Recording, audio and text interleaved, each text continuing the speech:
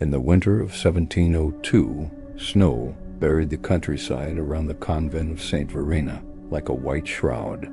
The building stood alone on a hill, its stone walls blackened by age and prayer. From a distance, it looked peaceful. Up close, it felt wrong. The villagers said the wind never sounded normal there. It did not howl, it whispered. Inside the convent lived a young nun named Josephine. She had taken her vows at 16, quiet, obedient, pale as candle wax. She spent her days copying scripture and tending the sick. No one ever heard her complain. So when her stomach began to swell, the sisters panicked. Josephine insisted she had never been touched by a man. She swore it on the cross. She swore it on her soul. She swore it with tears burning her eyes. The priests examined her. Midwives were called. Doctors were brought from distant towns. All reached the same conclusion. She was still a virgin. The convent fell into chaos. Some called it a miracle. Others called it blasphemy. The abbess locked Josephine in her cell and ordered constant prayer. Day and night, voices echoed through the halls, begging God for answers. Josephine began to scream in her sleep. She claimed something stood beside her bed at night. Something tall, something that smelled like smoke and iron. She said it whispered, "You will give birth to me." No one believed her. In early spring, Josephine went in to labor. The birth lasted 3 days. Screams filled the convent. Sisters fainted. Candles melted into puddles. One priest ran outside and vomited in the snow. On the 3rd night, the child was born. A girl. They named her Maria Rosenthal. At first, Maria looked ordinary, but as she grew, strange things became impossible to ignore. She had both male and female traits. Her body did not follow nature's rules. The doctors whispered. The priests argued. The sisters crossed themselves when she passed. They called her the divided one. They said God did not make mistakes, so someone else must have made her. Josephine died 6 months after giving birth. Her last words were, "Don't let it take her." No one asked what she meant. Maria grew up inside the convent walls. The other children avoided her. The nuns corrected her harshly.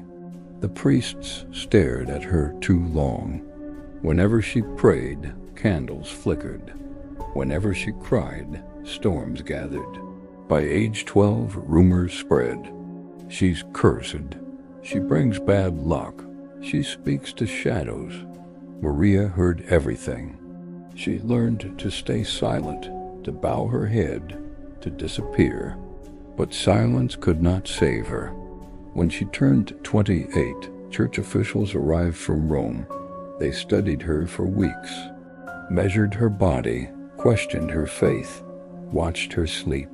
Finally, they decided she would die at 33, the age of Christ. They would declare her sacrifice holy. Her death would erase their shame. Their plan was simple. They would poison her slowly, weaken her, blame illness, call it God's will. But Maria found out. A young nun, guilt-heavy and trembling, told her everything. That night, Maria locked herself in the chapel. At dawn, they found her hanging from the altar rope. Blood stained the marble. Her eyes were open. She had written one sentence on the wall in her own blood. "I was never your monster." They buried her behind the convent. No ceremony, no prayers, no forgiveness. And that should have been the end. It wasn't. 7 nights later, the bells rang at midnight. No one was pulling the ropes. Doors slammed. Windows shattered. A voice echoed through the halls.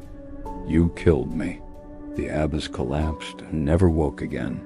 One by one, Those who had signed Maria's death order began to suffer. One priest drowned in dry land, choking on nothing. Another burned alive in his bed without fire. A third tore out his own eyes, screaming that he saw her standing behind God. Pilgrims soon arrived, claiming miracles. Blind men saw, cripples walked, dying children recovered.